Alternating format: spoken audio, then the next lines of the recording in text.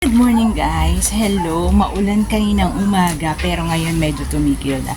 So punta tayo dun sa puno ng aming avocado na nabali ang sanga dahil sa lakas ng hangin dulot ng bagyong Enteng kahapon. Oo. Parang habagat pa lang yun pero nakabali na sa. Dito sa aming bakuran, ayan o, ang dami pang laglag na dahon. Tapos ito ang aming puno ng avocado. O, dahil sa lakas ng hangin nabali siya.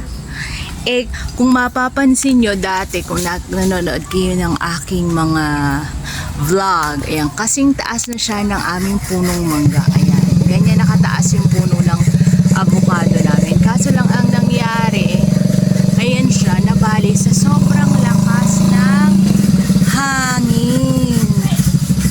Kaya ayan, ito yung mga sanga na nabali. Nililigpit, nilalagarin ng aking anak. Oh, ayan. Tapos naglilinis si tatay ko doon kasi nga sa sobrang lakas ng hangin, ang dami mga nalaglag na dahon. So marami kaming panggatong dahil nga nabali yung sanga ng avocado.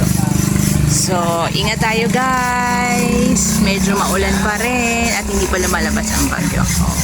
Bye!